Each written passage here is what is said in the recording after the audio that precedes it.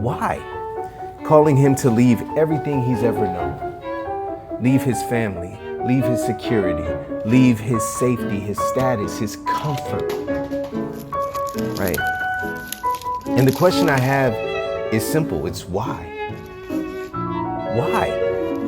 That's my favorite question to ask. My name's Terah Nolan. I'm a teacher. I'm an artist. And I love asking the question why. That's it. Why? Why would Abraham leave everything to go? It got me thinking, have you ever experienced that moment when you knew you had to go? Maybe it was leaving family. Maybe it was leaving friends. Maybe it was leaving your career or your job or a relationship you were in. Whatever it was, you knew it was going to require you a tremendous amount of sacrifice, pain even.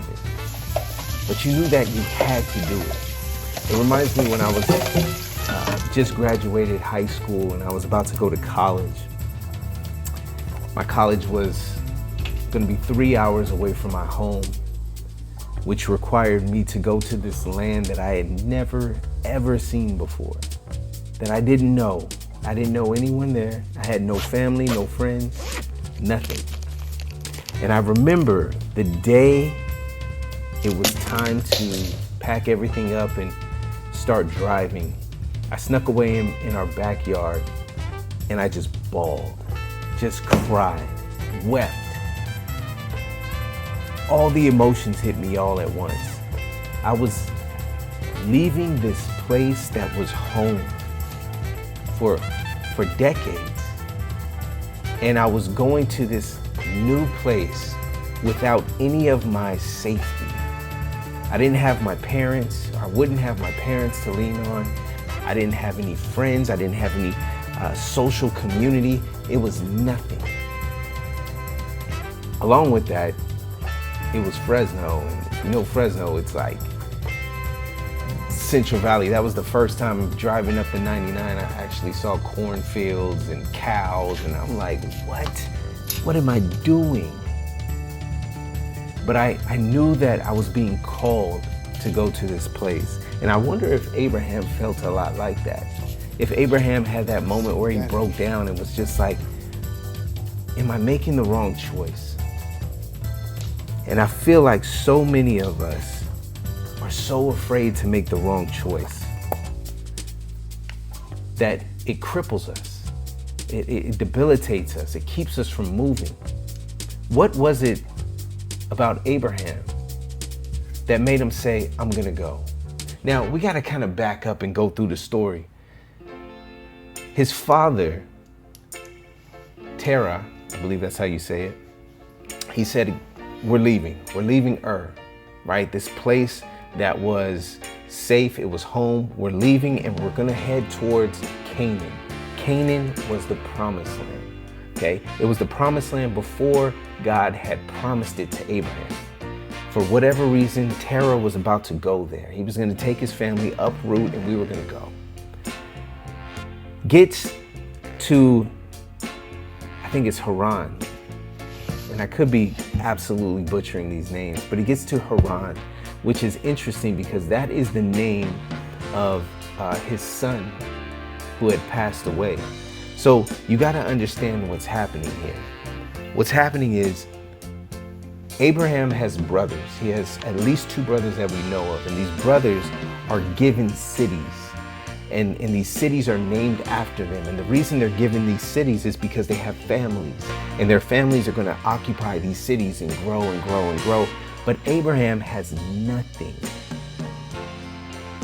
Abraham he's alone. Him and his wife are completely barren. They have no children, nothing. So because they have no children, no descendants to pass on, they don't get any land. So, heading towards Canaan. For whatever reason, Terah stops right at Haran, his son's city. And it says that he settled there.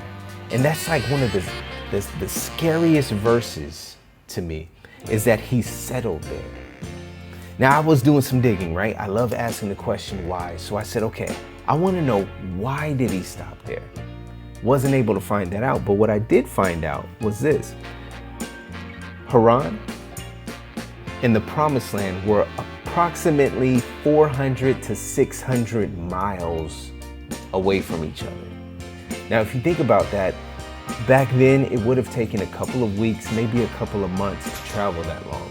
But let's put it in perspective. That would be like from the Central Valley to Disneyland.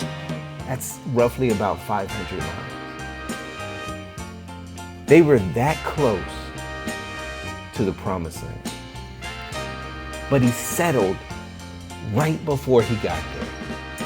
And because he settled, he didn't enter in. In fact, he died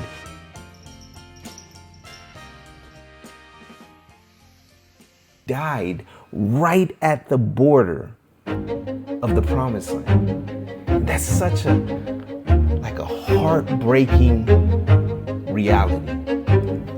Is we can get so close to the promise that God is calling us crazy. But if we stop and settle, we will never reach it. Abraham, he gets this calling from God. Right? He hears God's voice and he says, Abram, go to this place that I will show you. Right? And I will bless you, and I will make your descendants as numerous as the stars, and all these great things are going to happen. And Abraham has to make a decision. Am I going to trust the voice of God? Am I going to trust that whisper? Or am I going to stay here where it's safe, where I know, right? Family, friends, community, I know this area. That is where many of us are living in right now.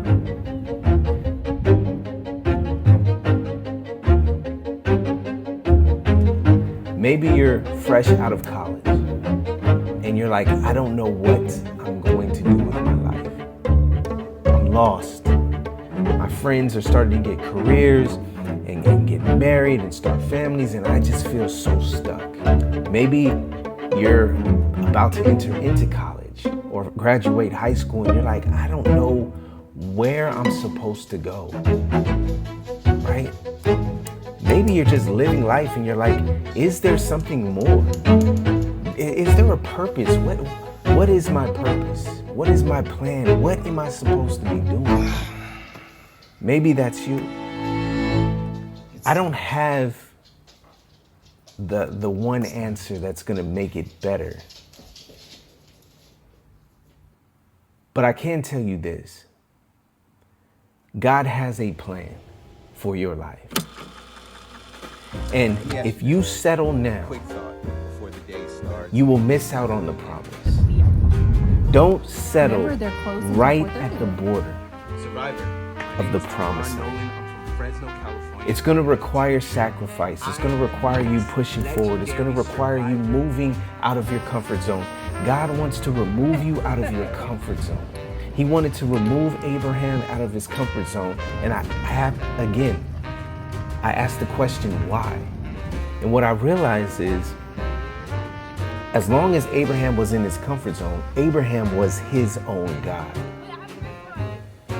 God wasn't going to have that. God wanted Abraham to follow him, to submit to him, to realize that God is God, not Abraham is God. When we live in our comfort zone, we become the God of our own comfort. We start making hedges and building fences and walls to keep and preserve what is ours, what makes us comfortable.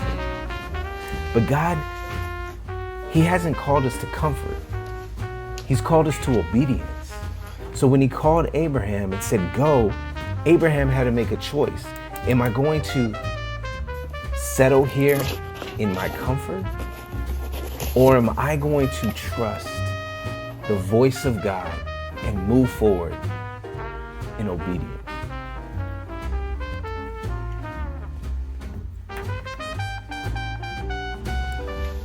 That's a big question.